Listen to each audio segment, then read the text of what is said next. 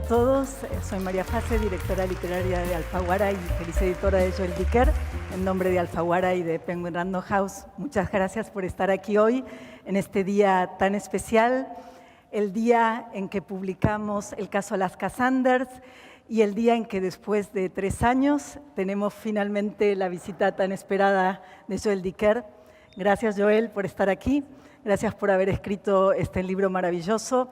Han cambiado muchas cosas, han pasado muchas cosas también en estos 3 años, pero estamos aquí y el caso Alaska Sanders en el día de su publicación ya es el libro más leído de España, número 1 en la lista de más vendidos.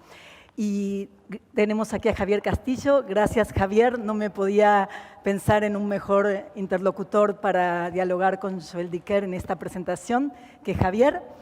Javier Castillo y Joel Dicker tienen muchas cosas en común: la juventud, el talento y el rasgo tan particular de conquistar a muchísimos lectores, pero también a la crítica más estricta.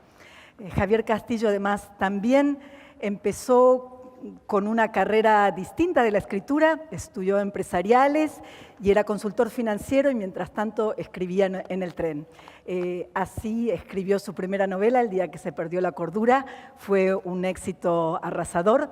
Siguió El día que se perdió el amor, todo lo que sucedió con Miranda Hoff, La chica de nieve, El juego del alma, y Castillo es hoy un autor que tiene, como decía, mucho prestigio y muchísimos lectores. El Stephen King español lo llama la prensa.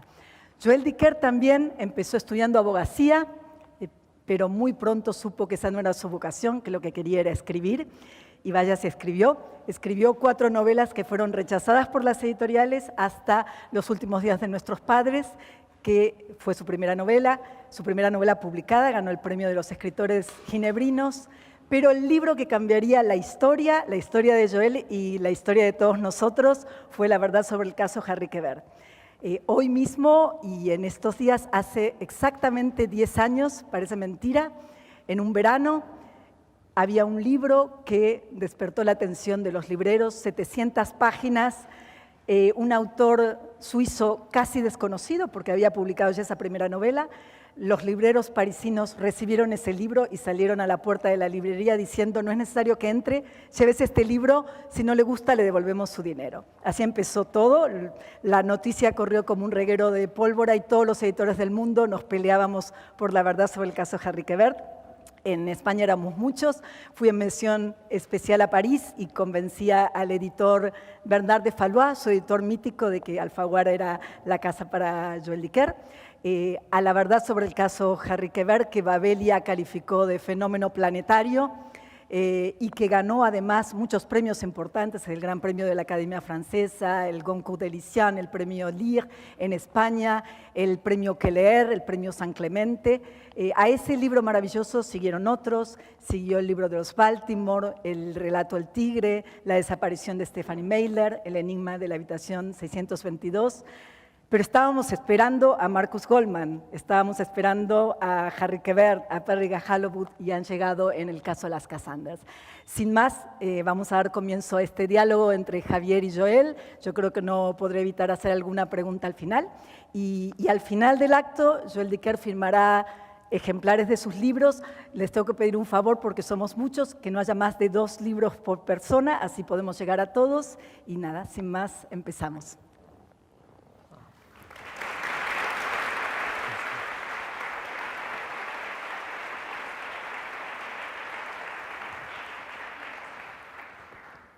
Joel, un placer verte de nuevo.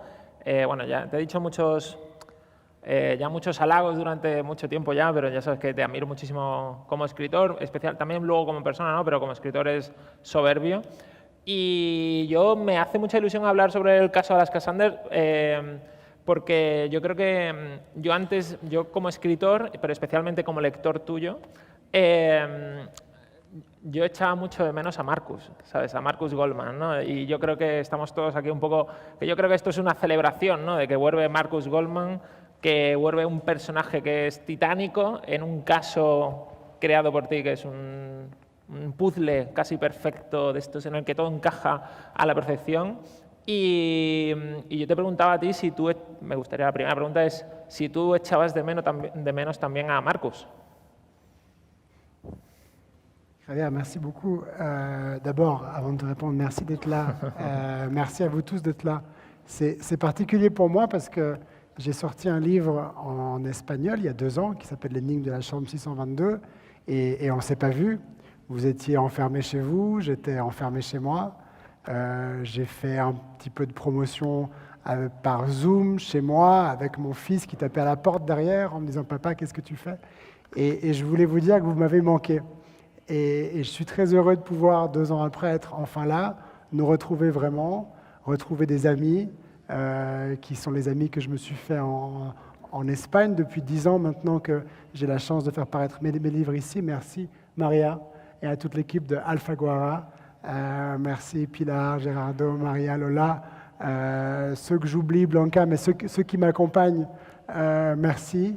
Et merci aussi à Isabelle dans la cabine que vous entendez sur la chaîne 1 et qui vous permet de comprendre ce que je vous dis.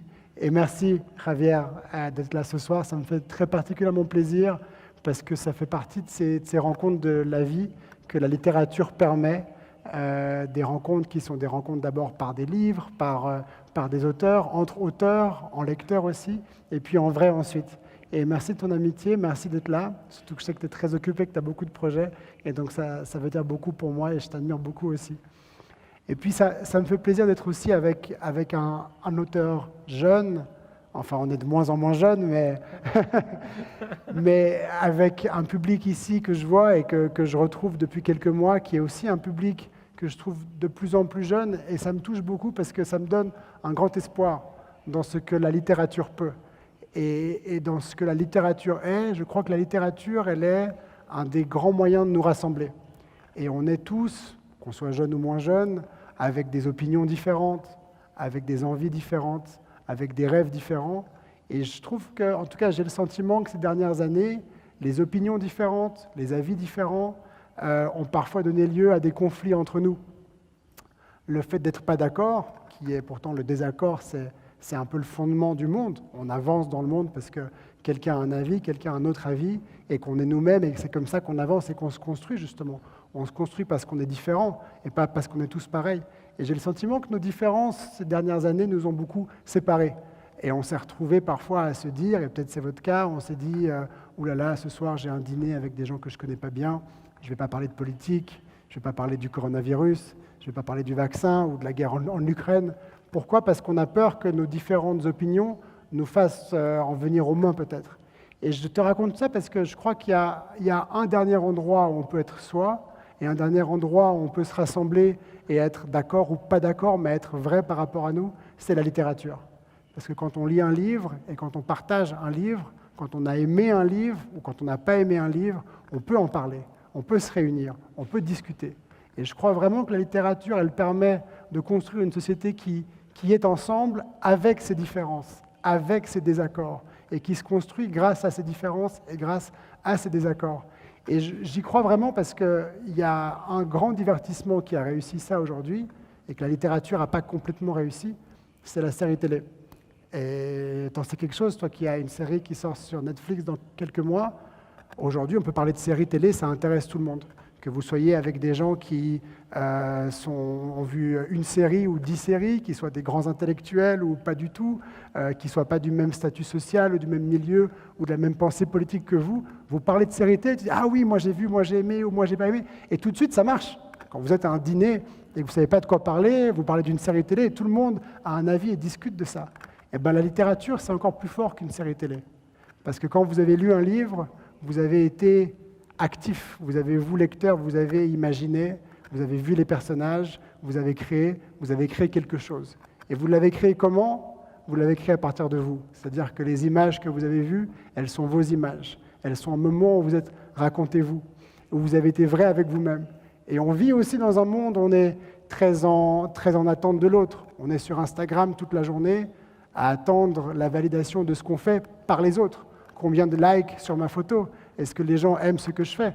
Et quand je vais mettre une photo, je vais peut-être même encore mettre un filtre pour être sûr que je sois assez beau pour les autres. Alors que quand on lit, on se débarrasse des autres. On est enfin seul à seul avec soi. Et la vie est courte et je crois qu'il faut être avant tout à l'écoute de soi. Et la littérature, elle permet vraiment le développement de son écoute personnelle et de savoir ce qu'on veut et de ce qu'on veut faire. Et je vais répondre à ta question, pardon pour ce début, mais je voulais vous le dire parce que ça me touche. Ça fait quelques mois que je fais une grande tournée pour mon livre dans différents pays et je vois de plus en plus de jeunes qui lisent et ça me donne un grand espoir sur le futur qui nous attend. Alors merci d'être là. Maintenant, pour répondre à ta question, maintenant, pour répondre à ta question, est-ce que Marcus Goldman m'avait manqué? Oui, en partie, mais j'ai surtout fait ce livre parce que je m'étais fait une promesse quand j'ai écrit La vérité sur l'affaire Harry Kéber. Et là, on revient en 2009. Je n'étais pas connu, je n'étais pas édité, et j'avais écrit plusieurs romans qui avaient été refusés par tous les éditeurs. Et je m'étais dit, en écrivant Harry Kéber, je me suis dit, c'est mon dernier livre. Parce que je ne vais pas continuer à écrire des livres que personne ne veut lire. Il faut que je fasse autre chose, il faut que je trouve un emploi, etc. Et donc j'ai commencé à écrire Harry Kéber et puis j'ai regretté cette promesse de me dire c'est mon dernier livre. Alors je me suis dit bon, c'est mon dernier livre, mais je vais faire une trilogie. Ça me permettait d'en faire quand même encore 3. Et puis j'ai écrit Harry Kéber et puis Harry Kéber a trouvé un éditeur, à ma grande surprise. Et puis le succès est arrivé à ma grande surprise, je ne m'y attendais pas du tout. Et ce succès m'a poussé à ne pas écrire ce tome 2 tout de suite. Parce que je me suis dit ce tome 2, cette suite de Harry Kéber, on va penser que c'est une facilité, que je le fais parce que le 1 a marché, alors je fais le 2, c'est comme à Hollywood, tu vois, tu fais le 1, le 2, le 3, le 4, le 10. Alors j'ai écrit, après Harry Kéber, j'ai écrit le livre des Baltimore, qui était un tome 3, dont je savais qu'il serait un tome 3, et qui est un livre quand même suffisamment différent, qui est une histoire de famille, qui n'est pas un polar, pour me dire que je pouvais le faire quand même sans qu'on pense que c'est une redite. Et puis les années ont passé, et je me suis toujours dit, il faudrait que j'aille au bout de cette envie de trilogie. Pourquoi? Parce que c'était une envie avant le succès. Et les envies, je parlais avant, je vous disais, quand c'est validé que par vous-même, quand c'est quelque chose que vous voulez faire pour vous, c'est quelque chose que vous voulez vraiment faire. Et donc pendant des années, je me suis dit, mais il y a cette envie que j'ai eue avant le succès, donc c'est une vraie envie, il faut que j'aille au bout. Et je crois que c'est aussi pour ça que j'ai écrit ce livre-là, c'est pour ça que je suis revenu à Marcus Goldman pour boucler cette trilogie et être vraiment en accord avec ce projet initial que j'avais eu il y a 11 ans. Mes prochaines réponses seront plus courtes. No, no pasa nada. No, a ver, yo la verdad que te comprendo perfectamente. En mi caso, incluso con todos, tengo una biología al inicio y luego tengo otros libros en los que continúa el personaje, ¿no? Y me pasa igual, ¿no? De necesitar un poco de espacio para no tener la sensación de que estás repitiéndome.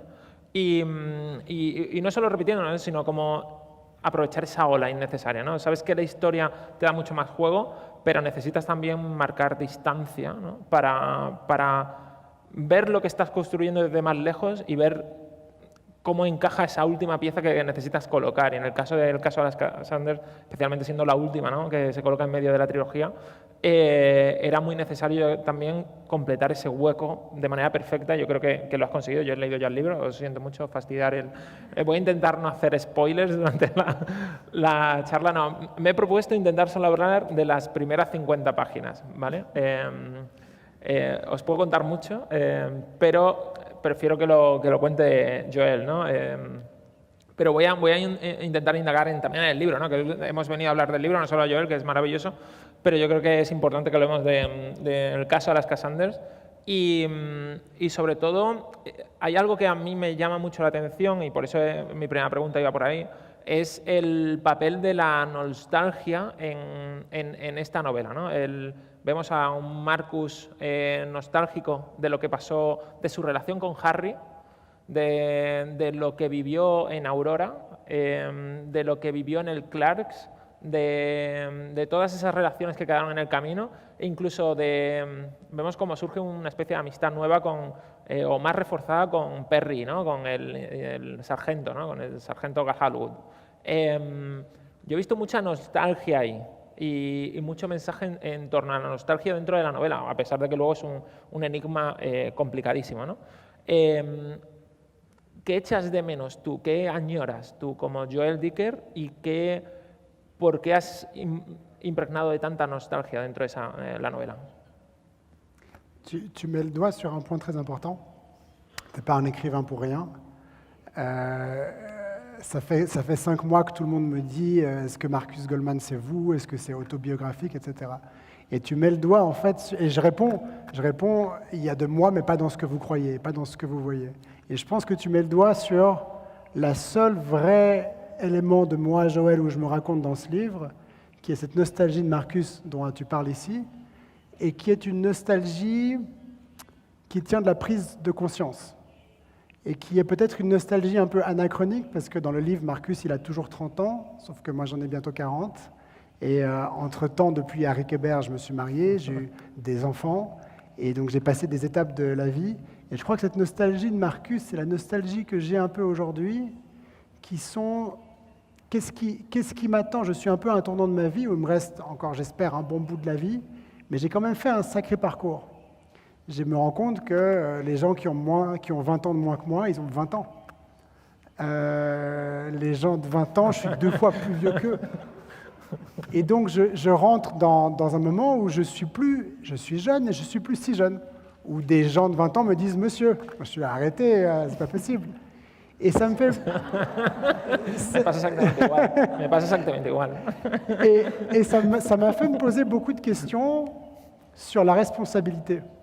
La responsabilité qu'on a à accepter le chemin qui est le nôtre, à accepter le chemin qu'on a parcouru, à accepter la vie qu'on a choisie, et accepter qu'on n'a qu'une seule vie, et qu'on ne pourra pas faire plus que ce que la vie nous permet de faire.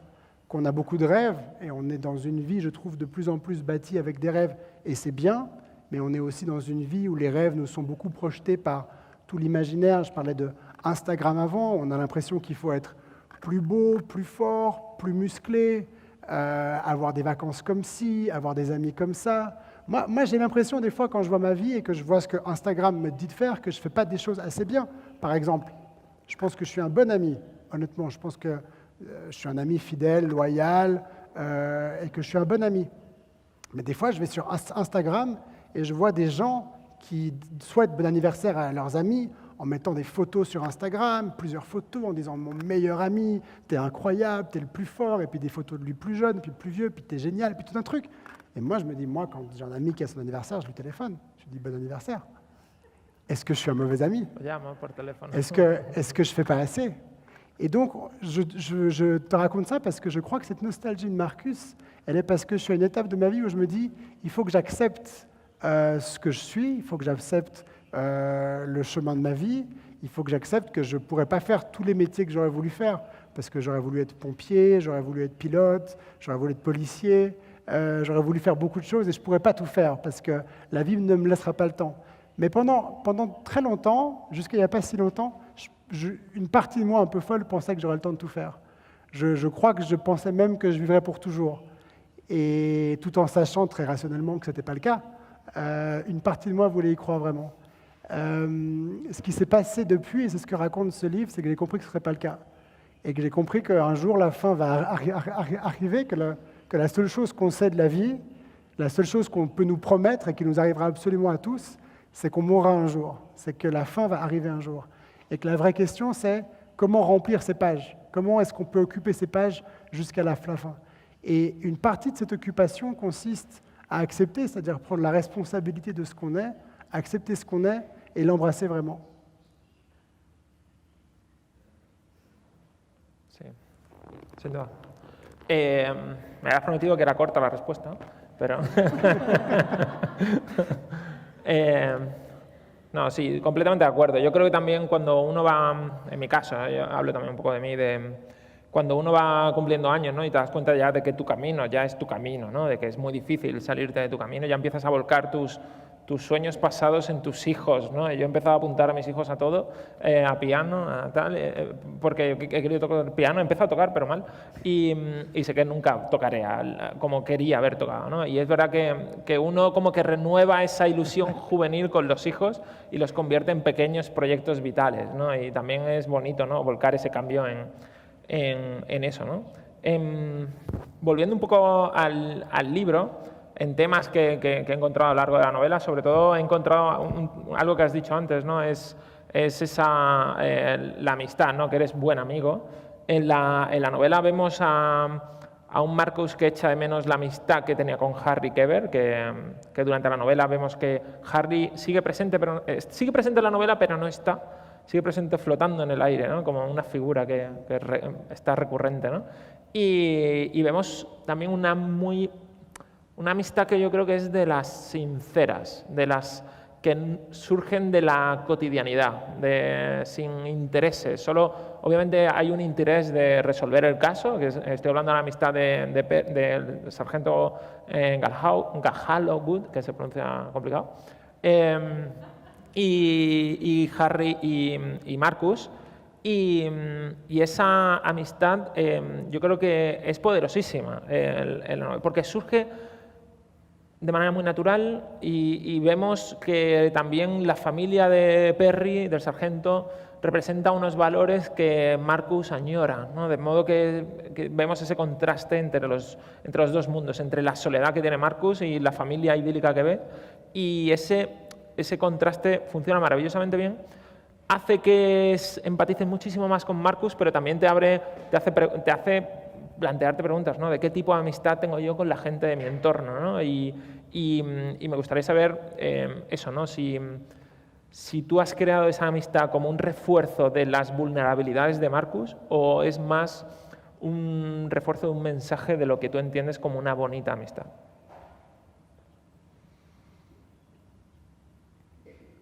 Mais un peu les deux, parce que je pense que la relation de ces personnages, et même tout le livre, même toute l'enquête en fait, tout ce qui est la partie suspense et thriller, et les personnages qui se rencontrent, et toute la partie qui est vraiment entraînante, elle est un prétexte pour me poser des questions, et pour poser ces questions aussi à ceux qui veulent bien me lire, sur ces différentes valeurs, dont cette amitié, dont le questionnement de l'amitié, avec une amitié particulière entre Marcus et Perry, parce que c'est une amitié où ils ne s'appellent pas beaucoup, ils ne se téléphonent pas beaucoup, ils ne prennent pas beaucoup de nouvelles. Ce n'est pas des amis qui se téléphonent tous les jours ou 2 fois par jour en se disant qu'est-ce qui se passe, comment tu vas, il m'est arrivé ça, etc. C'est des gens qui parlent peu, et donc ils s'appellent quand ils ont besoin de quelque chose, même quand ils ont besoin, ils n'arrivent pas à le dire, mais ils savent que s'ils s'appellent, c'est qu'il se passe quelque chose. Et donc c'est des liens forts, c'est des liens humains forts. Et j'avais envie d'explorer aussi ce côté-là, donc ces amitiés qui sont peut-être moins démonstratives, mais qui n'en sont pas moins fortes, qui sont, je crois, je peux me tromper, mais j'ai l'impression souvent des amitiés plus masculines, où les hommes sont parfois plus taiseux, c'est-à-dire qu'ils parlent moins, ils partagent moins, ils se confient moins, parlent moins de leurs émotions, et il y a parfois des amitiés comme ça qui tiennent très fort sans qu'il y ait des échanges particuliers. Sí. Sin duda. Yo creo, a ver, sí es verdad que es el tipo de amistad que yo creo que está muy bien representada, ¿no? Porque es esa amistad de silencios en las que ves cómo una relación funciona. Me estoy centrando mucho yo creo, en los temas que están por encima de la novela, porque el mecanismo, ¿no? De lo que es la trama, el suspense, los giros, yo os aseguro que es fantástico, y os va a encantar, pero yo creo que luego la novela tiene muchísimo más, ¿no? También tiene un oso. Y esa ambientación tan particular de los pueblos pequeños, que es algo que ya hiciste con Aurora, también en varias de tus novelas has usado el pueblo pequeño, pero me voy a centrar en algo como que yo creo que es muy importante, que yo, por ejemplo, también es una manera en la que yo escribo también, ¿no? Y es no centrar la investigación por así decirlo, en el procedimiento de investigar, es decir, no en las pistas, las huellas, la tecnología, el móvil, la ubicación, sino en las motivaciones personales de todo el entorno, ¿no? Y por eso ese pueblo, que es Montplaisant, funciona maravillosamente bien, porque sabes que todo el mundo se conoce, y lo que interesa como lector, yo creo que es conocer las relaciones de todos y por qué uno puede llegar a ser culpable. Compartes la visión, al menos la visión que yo creo que yo veo en la novela, y es que no es importante tanto ni la sangre, ni las huellas, ni el ADN, como la pasión en toda la novela. Y yo creo que por eso la novela funciona también muy bien, porque todos los personajes son pasionales, ¿no? Y sabes que el crimen puede haber cometido por cualquiera, y lo único que nos interesa es la motivación. Dista mucho, por ejemplo, de las novelas de, yo qué sé, de Sherlock Holmes, ¿no? Que todos es análisis de veneno, análisis que también hay parte de motivaciones, pero siempre es muy de huellas, pistas y demás, y en este caso todo se centra en la pasión y en la emoción. ¿Lo consideras más importante esa parte de la novela o disfrutas más cuando empiezas a colocar pistas en el puzzle? Non, j'aime assez l'idée que Marcus, comme enquêteur, est un enquêteur qui n'a aucun moyen technique que la police a. Donc il n'y a pas d'ADN, il n'y a pas d'empreinte, il n'y a pas de laser, il n'y a pas de la magie de la technologie. Je dis que c'est de la magie parce que c'est quelque chose auquel moi j'ai beaucoup de peine à comprendre. Tu vois, comment est-ce que tu arrives à relever une empreinte sur un verre et puis ensuite tu la mets dans un fichier et on te dit ça correspond à telle personne. Ce mécanisme-là, il est assez génial. Mais il est génial pour la police. En termes de roman, il est moins génial. Parce qu'en termes de roman, tu perds quelque chose. Comme je dis souvent, moi, dans le roman, ce que j'aime, c'est les photocopies. C'est entrer dans une pièce en forçant une serrure, avec le cœur battant, en disant est-ce que quelqu'un va venir pendant que je fouille les tiroirs. C'est interroger quelqu'un. C'est dans l'interrogatoire essayer de dominer sa pensée pour arriver à l'amener à se contredire. Et j'aime ça parce que c'est quelque chose dans lequel chacun peut se retrouver, dans lequel le lecteur lui-même peut se mettre en position d'être Marcus et de se dire ce sont des questions que je pourrais poser, c'est une enquête que je pourrais mener, je pourrais moi aussi le faire. Et j'aime bien ça parce que je pense que ça évoque en chacun de nous un côté très curieux qu'on a, qui fait partie de notre nature humaine. Quand il se passe quelque chose, on a envie de savoir. Si vous marchez maintenant dans la rue, même si vous avez un rendez-vous important et que vous n'avez pas le temps de vous arrêter, mais que vous voyez un de vos copains, dit hey, « Salut, j'ai pas le temps, j'ai un rendez-vous très important », vous continuez votre route. Mais si vous voyez tout d'un coup un attroupement de personnes, qu'est-ce que vous allez faire? Vous allez dire « Ah, j'ai pas le temps, je continue ?» Non, vous allez prendre les quelques secondes ou plus pour aller voir. Vous voulez savoir. Quand il se passe quelque chose, on veut savoir, c'est plus fort que nous. Et ce n'est pas un côté voyeur, ce n'est pas qu'on a envie de voir des choses affreuses et des gens qui ont un accident de voiture ou qui sont morts, c'est pas ça, c'est qu'est-ce qui se passe? Parce que je crois que cette question, qu'est-ce qui se passe, est la promesse qu'on va pouvoir échapper pendant quelques instants à notre quotidien. Et notre quotidien, qu'il soit bien ou pas bien, qu'on soit heureux ou pas heureux, notre quotidien en général, c'est une répétition.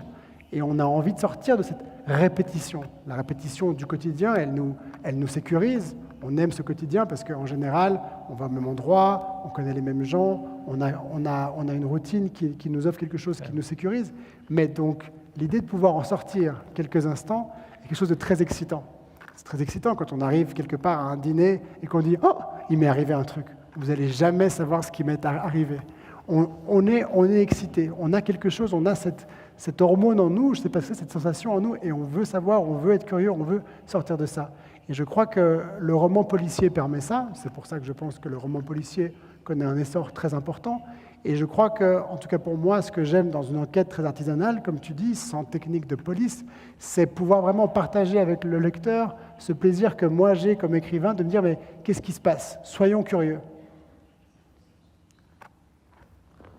Sí, a mí sin duda, por ejemplo, lo que más me interesa cuando leo, ¿no? Sobre todo novela policíaca, más que el quién, suele ser el por qué, ¿no?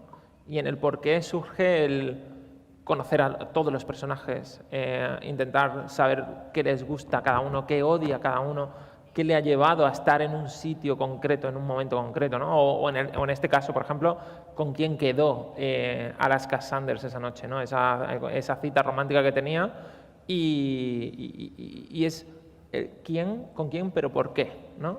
Y una pregunta que surge a lo largo de toda la novela, que vamos avanzando en ella, es quién era Alaska Sanders, ¿no? Y es maravilloso, ¿no? Adentrarte luego ya en el universo de la víctima, ¿no? Y ir conociéndola también para completar todo el puzzle, ¿no? De las motivaciones. Yo sé cómo, por ejemplo, mi siguiente pregunta, por eso va por ahí, mi siguiente pregunta va un poco encaminada a cómo planificas este puzzle de pasiones, porque suelen ser, o de emociones de todos los personajes, porque al final no se trata tanto de crear personajes, sino de crear conflictos entre todos, ¿no? ¿Cómo lo haces? Yo, por ejemplo, que lo he contado muchas veces, yo lo planifico todo al milímetro antes de sentarme a escribir, ¿no? Y dedico muchísimo tiempo solo a la planificación y luego ya me centro a escribir. Yo sé que tú lo haces distinto, pero sé también que no en cada libro se puede hacer lo mismo, ¿no? En este caso, por ejemplo, en el caso de Alaska Sanders, ¿cómo ha sido tu proceso de crear la historia? Oui, c'est vrai, moi je travaille sans plan. Je ne sais pas du tout ce qui se passe quand je commence mon livre et quand j'avance dans mon livre, et je ne sais pas du tout ce qui se passe jusqu'à la fin du livre. Alors je précise qu'une fois que j'ai terminé le livre, évidemment que je le relis, que je le retravaille, et ce n'est pas devenu parfait en un seul jet. Il y a beaucoup de travail après de relecture, évidemment. Mais à aucun moment donné, jusqu'à la fin, jusqu'au point final du livre, qui dans l'histoire correspond à ce que vous lirez, je sais ce qui se passe. Et je crois que pour moi, c'est un élément important parce que de ne pas savoir, ça me met dans une position aussi d'avoir envie de savoir. Ça me met aussi dans une position de questionnement par rapport à mon texte, par rapport à mon travail. Ça me met dans une position de questionnement par rapport à pourquoi j'écris. Parce que, pardon, j'ai écrit beaucoup de livres sans que ces livres paraissent. Donc j'écrivais un livre, j'envoyais à tous les éditeurs possibles, tout le monde disait « non merci, c'est très mauvais, ça ne nous intéresse pas ». Et qu'est-ce que je faisais? J'écrivais un autre livre. Et là, je faisais lire à ma famille, à mes copains qui me disaient « oh, encore un livre, non merci ». Puis je l'envoyais à tous les éditeurs qui me disaient « non merci, on n'en veut pas du tout ». Et j'écrivais encore un livre. Et dans ces moments-là, j'ai jamais eu besoin de questionner mon envie d'écrire. C'était tellement évident. Tout le monde me disait que c'était pas bon, tout le monde me disait fais autre chose, tout le monde me disait mais écrivain c'est pas un travail, arrête ça. Et j'avais envie de le faire. Donc cette envie, elle était évidente. Du moment où tu as du succès, du moment où tu as des lecteurs, du moment où tu as un éditeur, du moment où les gens disent c'est quand ton prochain livre, c'est quand ton prochain livre, du moment où il y a une attente, comment est-ce que tu peux être sûr que tu n'écris pas pour cette attente? Tu ne peux pas écrire pour l'attente. Tu peux pas écrire pour les gens. Tu ne peux pas écrire pour des lecteurs qui attendent que tu écrives parce que tu ne pourrais pas. Moi, je ne pourrais pas consacrer 3 ans de ma vie, 6 jours par semaine, 12 heures par jour à écrire un livre parce que des gens attendent. Ça me stresserait, je ne pourrais pas le faire. Donc je le fais parce que j'ai envie de le faire. Et je crois que cette envie, je la contrôle parce que je n'ai pas de plan. C'est ma gorge qui me dit arrête de parler. Et donc j'ai pas de plan. J'ai pas de plan pour contrôler mon envie et j'ai pas de plan aussi pour contrôler le plaisir que j'ai. C'est-à-dire que quand j'avance dans le livre, le fait que j'ai pas de plan me permet d'abord d'être sûr que je suis clair avec ce que je fais et de savoir si mes personnages, parce qu'on parlait de ça, se construisent bien. Quand je retrouve ces personnages, comme j'ai pas de plan, donc comme j'ai pas décrit avant qui ils sont, d'où ils viennent, quels sont leurs caractères, si les personnages existent à fur et à mesure que je les vois, je me dis c'est bien, ils se construisent, ils avancent. Et puis si je vois qu'un personnage, malgré que j'avance et malgré le temps, il reste complètement plat, je me dis, pardon, il n'est pas assez bon, et je l'enlève. Et une fois que les personnages sont bons, je regarde entre eux, qu'est-ce qui peut se passer? Quels sont les sentiments? Quelles sont les émotions? Qu'est-ce qui fait d'eux des vrais êtres humains?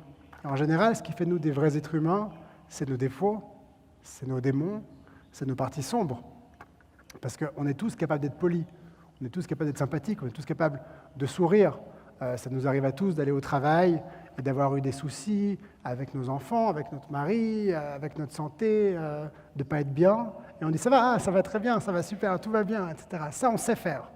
Mais alors, ce qui nous intéresse, en tout cas moi, ce qui m'intéresse, c'est qu'est-ce qu'il y a derrière le sourire, qu'est-ce qu'il y a derrière le masque. Et donc ce qui m'intéresse, enfin, je veux dire, quand je connais bien quelqu'un, dans la réalité, c'est parce que je sais qui il est vraiment. Je connais ses faiblesses. Donc je crois qu'un personnage existe vraiment quand j'ai réussi à lui donner des faiblesses et des traits de caractère qui ne sont pas les plus aimables. ¿Has leído algunos de los 4 libros que te rechazaron y ahora, a posteriori, es decir, después de Harry Kéber, después de todos de mega éxito, ya has encontrado algo salvable o crees que has aprendido mucho en esos 4 libros, en aquellos 4 libros que te rechazaron, que luego todo cambió con Harry Kéber? Es decir, has vuelto a ver si hay algo de potencial en estas historias que todo el mundo no quiso. Porque yo, por ejemplo, yo sí he leído muchísimos de los relatos que yo he escrito durante mucho tiempo, y en algunos encuentro ideas muy buenas y en otros encuentro auténticas que pienso que esto parece, no sé, el copy de un texto de Instagram, ¿no? Y ¿te identificas en aquellos primeros libros si lo has vuelto a leer? Pardon. Non, ces livres-là, ils sont très importants pour moi, personnellement, parce qu'ils m'ont permis de comprendre pourquoi je voulais écrire, ou ce que je voulais écrire vraiment. Et parce qu'évidemment, vous écrivez un livre, vous l'envoyez à tout le monde vous dit non, merci beaucoup, vos amis vous disent non, mais arrête avec tes livres. Et donc vous dites, mais je comprends pas, qu'est-ce que je fais de faux? Il y a bien quelque chose que je dois faire de faux, parce qu'il y a quelque chose qui ne joue pas. Il y a quelque chose que je fais qui est faux. Pas que mon livre va être un chef-d'œuvre ou un best-seller, mais cette réaction entre ce que je veux faire et ce que les gens ont comme action quand ils me lisent, il y a un truc que je fais faux. Et je me suis rendu compte de quelque chose de très important. C'est que j'écrivais parce que j'aime lire. Et j'aime lire, ça c'est personnel, hein, chacun a son propre goût, mais moi j'aime lire des aventures. J'aime lire des romans où il se passe quelque chose, où il y a des personnages, des gros romans, où il y a du souffle, où je sors de ma propre vie, de mon existence, et je vis une autre vie. C'est ça que j'aime lire. Et c'est ça, parce que j'aime lire, que j'ai eu envie d'écrire. Et en reprenant, c'est quand je réalise ça, que je reprends mes textes, comme tu dis, je me mets à me relire et je me dis, mais en fait, j'écris pas ça du tout. J'écris des livres sur ma vie, sur moi, Joël, à 23 ans, et mes problèmes, et mon existence, et etc. Et je me dis, mais c'est chiant, en fait. Ça va pas du tout. C'est pas ce que je veux faire. J'ai pas envie de me raconter. C'est super d'écrire un texte pour se raconter soi, pour se libérer des émotions qu'on a, c'est vraiment bien. Mais c'est pas ce que moi, Joël, je veux faire comme romancier. Et donc là, je me dis, il faut que je sépare les textes personnels sur ma vie, qui n'intéressent que moi, et que je me mette à écrire ce que j'ai envie de lire, c'est-à-dire un roman qui me sorte de ma propre vie. Et c'était un moment en plus où dans ma vie, je ne savais pas ce que je voulais faire, j'arrivais à un moment de ma vie où j'étais très perdu, et je me suis dit, je vais écrire un livre qui va me permettre, à chaque fois que je l'écris, d'être ailleurs, et d'avoir du plaisir, et d'être pas dans ma réalité, pas dans ma routine, ce que je vous disais avant, d'être ailleurs. Et c'est comme ça que j'ai écrit Harry Kéber. Ça a été les premières lignes de ce livre, qui a été pour moi un changement fondamental, et il y a du jour au lendemain un immense changement entre ce que j'ai fait avant et Harry Kéber, et ce changement, il s'explique parce que tout d'un coup, je me dis, je vais arrêter de raconter ma vie et je vais raconter une histoire. Et du coup, la grande transition, c'est que je passe du récit, moi, Joël, à Genève, qui regarde le lac et qui réfléchit, à une tradition orale où je dis, je vais vous raconter une histoire. Il m'est arrivé un truc incroyable, pas plus tard qu'hier, alors que je marchais dans la rue, un attroupement. J'avais pas le temps. J'avais un rendez-vous très important. J'avais vu un ami avant, j'avais dit, j'ai pas le temps, j'ai un rendez-vous. Mais là, je vois un attroupement, je me dis, c'est quelque chose de grave. Et on a envie de savoir. Même moi, j'ai envie de savoir. Et ça a été le début d'une découverte de ce que je voulais faire, c'était raconter une histoire. Sí, sí, yo estoy muy de acuerdo con eso. Y a mí me preguntan muchísimo en las presentaciones, además es que estoy completamente de acuerdo de que para ser un gran escritor, además de leer muchísimo y amar la lectura, obviamente tienes que amar lo que escribes, es decir, tienes que escribir el libro que te gustaría leer. Y a mí me preguntan muchísimo por consejos de escritura, consejos de cómo escribir mi primer libro, y siempre digo lo mismo, y es escribe el libro que te gustaría leer, porque no hay nada más, no hay tortura más eterna que escribir un libro que no te gustaría leer. Además es que escribir un libro se tarda tanto tiempo, imagínate 2 años de tu vida haciendo algo que en realidad te aburre, ¿no? Pasa muchísimo, ¿no? De gente que encuentra una historia o cree que le pasa una anécdota curiosa que podría contar en un libro y la empieza a extender, y como luego esa anécdota no da para una historia muy larga, empieza a hablar de otras cosas, ¿no? Más, y te pierdes en los detalles de algo que no cuenta nada, ¿no? Y en cambio la escritura se trata de eso, ¿no? Los escritores somos lectores ante todo, y una vez que tenemos en la cabeza un libro que no está escrito, nuestro trabajo es como pasarlo al mundo, ¿no? Porque lo queremos leer, ¿no? Y es el mejor consejo siempre para la gente que está escribiendo, ¿no? ¿Recuerdas cómo nació tu pasión por la escritura? Es decir, la primera vez, el primer momento de tu infancia en el que dijiste, voy a escribir un cuento corto, voy a escribir algo, una historieta para mis padres, un pequeño cuentecito para el colegio. ¿Lo recuerdas? ¿De dónde surge, ¿no? tu pasión por escribir? Yo, por ejemplo, la mía la tengo muy clara, ¿no? Fue en un libro de Agatha Christie, que además siempre leía otros tipos de libros para niños y de repente leí 10 negritos y dije, wow, me han engañado muchísimo. Yo quiero engañar a la gente como ha hecho Agatha Christie, ¿no? Y escribí un relato copiando 10 negritos y como no tenía ni idea de escribir y no tenía tanta imaginación, escribí un relato que se llamaba 4 negritos. Esto es verdad. O sea, porque era incapaz de crear muchos personajes, ¿no? Y ahí empecé, ¿no? Como hobby, ¿no? Pero era algo que yo recuerdo ese momento de sentarme a escribir y decir, venga, con 4 está bien, ¿sabes? Y tú recuerdas ese momento de tu primera escritura, ¿no? Es algo que obviamente evoluciona, ¿no? Con el tiempo, ¿no? Pero ¿te recuerdas a ti en tu infancia queriendo escribir o es algo que surge un día porque sí? Non, ce que tu dis, c'est important parce que, évidemment, que dans les débuts de l'écriture, le mimétisme, il est très important. Et ce n'est pas du plagiat, c'est une façon de faire qui correspond à la façon qu'on a tous de grandir. Quand on apprend à vivre, quand on apprend à marcher, quand on apprend à faire des choses, on regarde ce que les autres font et on fait pareil. Hein. Le mimétisme est la façon la plus importante et la plus efficace d'apprendre quelque chose et de comprendre quelque chose. Et donc ce mimétisme, il est une étape très importante. Moi, je l'ai eu.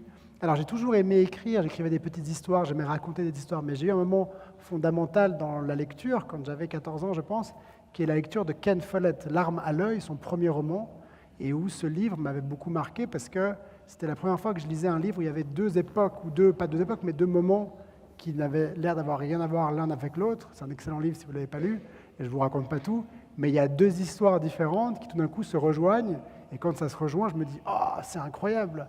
Et je me souviens avoir lu ce livre dans un avion, j'avais un long vol, et c'était la première fois que je montais dans un avion où, parce que je suis vieux, on avait avant un écran pour tout l'avion, un grand écran, et puis là, pour la première fois, je monte dans l'avion et c'est des petits écrans individuels. Et je me dis, c'est extraordinaire, je vais regarder tous les films possibles et imaginables, je vais passer 8 heures de vol à me gaver de télévision, et puis j'avais ce livre avec moi, et puis les écrans ne démarraient pas avant que le vol ait décollé ou soit dans les airs, etc. Donc en attendant que l'écran marche enfin, qu'est-ce que je fais? Je prends Ken Follett, L'arme à l'œil, et je commence à lire, et je n'ai pas ouvert l'écran. J'étais absorbé par ce livre, et je me suis dit, c'est génial, moi aussi, j'aimerais faire ça. Mais qu'est-ce que j'aimerais faire? J'aimerais qu'il puisse se passer dans la tête de quelqu'un ce moment waouh que moi j'ai eu, qui est dur à expliquer. Hein. Mais ça rejoint un truc que tu viens de dire qui est très important aussi, quand tu dis il faut aimer ce qu'on fait, il faut écrire pour soi-même, il faut écrire quelque chose qu'on aurait envie de lire. C'est vrai que ce qui est important, s'il y a des gens qui écrivent ici, et c'est le conseil que je donne souvent, de dire votre texte, il aura la valeur qui est le plaisir que vous lui aurez donné. Parce que vous n'avez pas la garantie à la fin que ce texte va plaire à un éditeur. Et s'il plaît à un éditeur, peut-être qu'il n'aura pas le succès que vous aimeriez que ce texte a.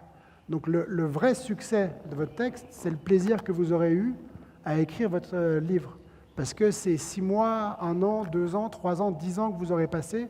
Si vous les avez aimés, si ça a été un moment qui, pour vous, avait de la valeur, personne ne peut vous le prendre. Personne ne peut vous dire, même si on vous dit « désolé, ton livre, je ne vais pas le faire paraître » ou « ça ne m'intéresse pas », vous avez pour vous tout le plaisir que vous avez eu à écrire ça. Et je crois que pour moi, c'est l'élément le plus important quand j'écris, en tout cas pour moi toujours. Hein. Un, c'est l'envie. On commence un livre, pas parce qu'on a une bonne idée, mais parce qu'on a envie. Vous pouvez avoir la meilleure idée de roman du monde. Si vous n'avez pas envie de faire tous les sacrifices qu'il faut faire pour écrire un livre, vous n'écrirez pas votre livre. Et puis 2, il faut que ce moment d'écriture soit un moment qui soit un bon moment pour vous, qui vous fasse du bien pour vous, qui vous fasse plaisir à vous.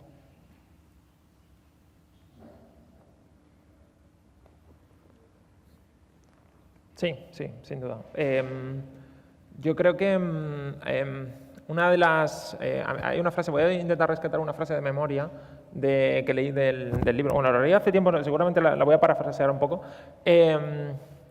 Y de ahí viene mi pregunta, ¿no? Hay una frase en el libro que decía algo así como los grandes todo el mundo intenta asociar grandes escritores a escritores que ya conoce, ¿no? Por ejemplo, a mí me pasa, ¿no? Que me ponen el Stephen King español, que lo ha dicho María antes, y he dicho, ay, Dios mío, Stephen King estará llorando en su casa pensando que hay otro Stephen King por ahí, en otro país más, porque al final yo me imagino, ¿no? Que Stephen King recibe reportes en su casa cada semana, ¿no? Y le dicen, oye, ha salido un nuevo Stephen King en Italia esta semana.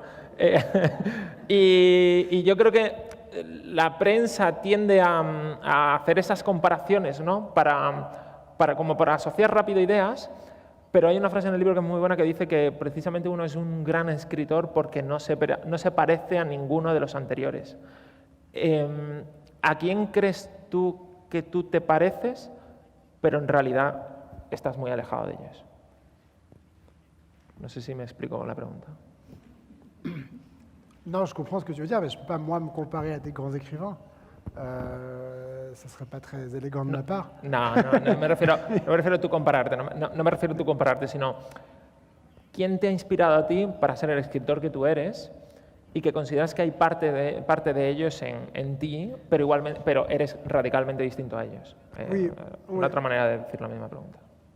Non, les écrivains qui m'ont inspiré et qui m'ont donné envie de devenir écrivain aussi, il y a beaucoup d'écrivains français, Romain Gary, Albert Cohen, Marguerite Duras, beaucoup d'écrivains russes aussi. La littérature russe, elle a été pour moi très importante parce que les écrivains français que j'ai lus et que j'ai aimés, qui étaient pour l'essentiel des écrivains d'après la guerre et qui parfois avaient une littérature moins romanesque. Vous savez, en France, après la guerre, avec Sartre et le nouveau roman, la littérature française a eu tout d'un coup une espèce de folie de dire un grand roman, un bon roman est un roman qui ne raconte rien. Et c'est comme ça qu'on a eu beaucoup de romanciers et des grands romanciers qui ont parfois perdu un peu le fil de raconter une histoire et qui se sont racontés plutôt eux. Et je dis ça parce que quand j'ai découvert ensuite, après la littérature française, quand j'ai découvert la littérature russe classique, Tolstoï, Dostoïevski, Gogol, j'ai découvert tout d'un coup un monde incroyable où il y avait une histoire tellement forte, dans laquelle parfois je me perdais parce qu'ils ont tous le même nom et le nom de leur père, et donc on ne sait plus si c'est lui ou si c'est elle ou si c'est le frère ou le mari ou le père. Mais j'étais complètement absorbé par cette histoire. Et j'avais l'impression que je sentais les odeurs, que je voyais les personnages, que je sentais le poil chaud l'hiver dans la maison. Et c'est une littérature qui m'a beaucoup marqué pour ça, parce que je crois que c'est vraiment une littérature de l'oralité, de l'histoire qu'on raconte et à laquelle les gens adhèrent. Et puis, il y a eu après la littérature américaine, Philip Roth, entre autres, qui est une littérature qui m'a marqué, parce que je parle de Philip Roth parce qu'il raconte une Amérique qui est une Amérique que j'ai connue à sa fin, c'est-à-dire que l'Amérique de la jeunesse de Roth, moi j'ai connu dans ma famille, qui sont des émigrés européens venus aux États-Unis, qui habitaient et qui vivaient avec des intellectuels et pour l'essentiel immigrés européens. Et quand j'allais les voir, quand j'étais dans leur quartier avec leur famille, je n'avais pas compris qui ils étaient, mais je me disais, tous les Américains parlent au moins 5 langues. Tous les Américains parlent allemand, français, russe, etc. Parce que j'étais un petit enfant, que ma famille parlait 5 langues, que leurs amis étaient tous des immigrés européens de l'époque qui parlaient 5 langues. Ça, c'est la génération de Philip Roth qui s'est retrouvé là aux États-Unis. Roth n'était pas un immigré, mais c'était la même génération. Et pendant très longtemps, je me suis vraiment dit, les Américains sont vraiment des gens très cultivés qui parlent tous au moins 5 langues. Et donc cette littérature, elle a été importante pour moi parce qu'elle faisait référence à un monde qui était lointain de moi, mais que je connaissais bien.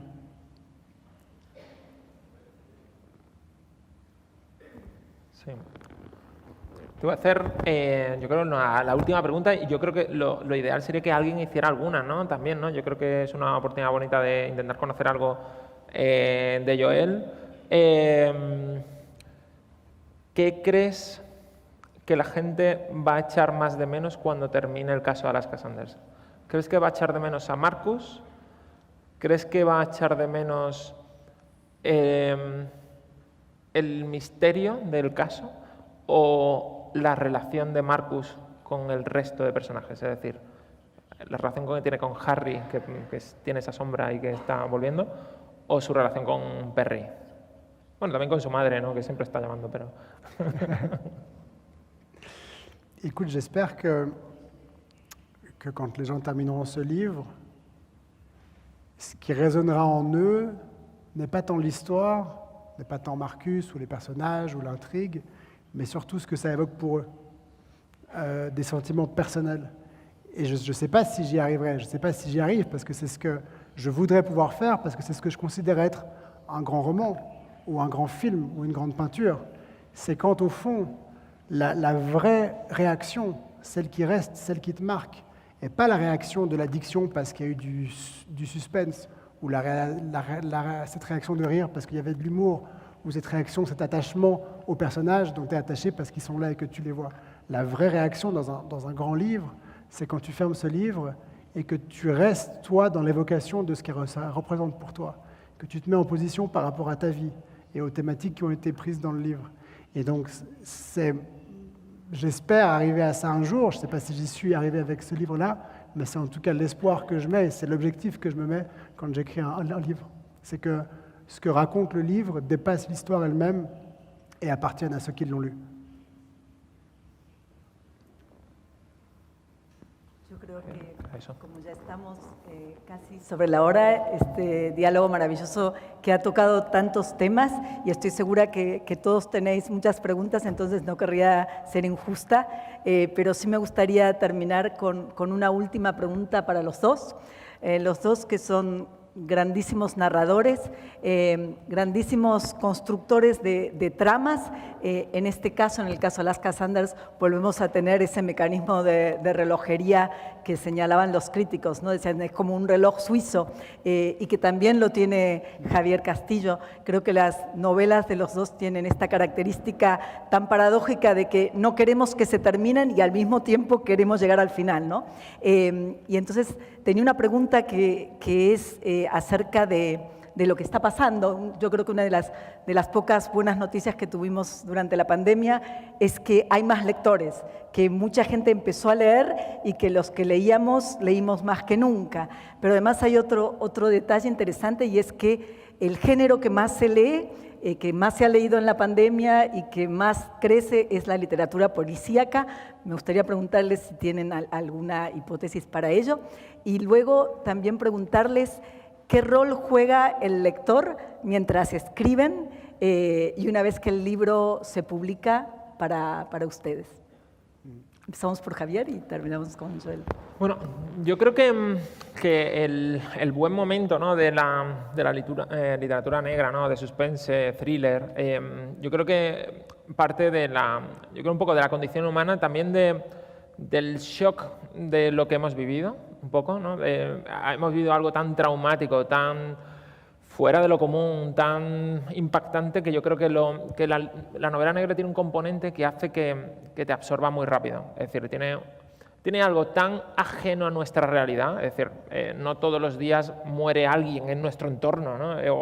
O hay un asesinato sangriento o un asesinato pasional cerca de nuestra vida cotidiana, que es algo tan chocante que nos llama mucho la atención, nos genera muchísima curiosidad. Y al haber pasado algo tan traumático como la pandemia, como estar confinados en casa, como querer un poco olvidar todo el ruido, todas las cifras de contagios, fallecidos, para querer olvidar eso, yo creo que no hay nada más poderoso que algo que te impacte mucho. En este caso es un asesinato, tiene el componente de una pregunta sin respuesta. El thriller tiene algo muy bueno, ¿no?, que es todo el tiempo preguntas sin respuesta. Todas las buenas novelas lo tienen, en realidad, de todos los géneros, ¿no? En el caso de la novela romántica, por ejemplo, ¿se besarán? ¿Se casarán al final? ¿O tendrán, no sé, ese tipo de preguntas? Pero en el caso de la novela de suspense, tiene que es ese componente doble, ¿no? Y es algo totalmente ajeno a nuestra vida diaria, de modo que es más impactante, y luego también esa pregunta sin respuesta, o muchas preguntas sin respuesta cuando lo hacen muy bien, que es ¿quién lo ha hecho? Y una vez que sabes quién lo ha hecho, ¿por qué lo ha hecho? Y una vez que sabes por qué lo ha hecho, puede haber un giro más que te genere muchas preguntas, ¿no? Y vas jugando a eso y haces que al final te absorba tanto el libro que consigas olvidar ese mundo, ¿no?, de fuera, que es lo que tratamos de olvidar. Y por eso la novela de suspense funciona tan bien, ¿no?, en este caso. Oui, c'est vrai, je crois que tu le dis très, très bien. Le roman policier offre vraiment une parenthèse dans la vie, avec en plus des codes très rapides. On est dans un monde qui est de plus en plus vite, hein. On a envie que les choses viennent tout de suite. On ne donne pas beaucoup de temps à l'installation. Quand on raconte une histoire, quand on regarde une série télé, on a tendance, on ne va pas donner 1 heure à la série télé. Si au bout de 5 minutes, il ne s'est rien passé, le réflexe général, c'est on change. Et bien, le roman, pendant longtemps, avait quelque chose d'un peu plus lent. Et le roman policier offre une garantie à celui qui lit, c'est de dire il va se passer quelque chose tout de suite et il va se passer quelque chose de fort. Et ça, je crois que les gens ont besoin, dans un monde où tout va très vite, dans un monde où il y a beaucoup de divertissement, dans un monde où ils ont aussi beaucoup en tête. Tu évoquais des épisodes difficiles du coronavirus, on était beaucoup au début devant la télévision, devant les infos, qu'est-ce qui se passe? Le roman policier dit, voilà une promesse, il va se passer quelque chose tout de suite, ça va vous emmener très vite et ça va vous emmener ailleurs. Et ça, je crois que c'est la force du roman policier. Bueno, sin duda esto sucede con el caso Alaska Sanders.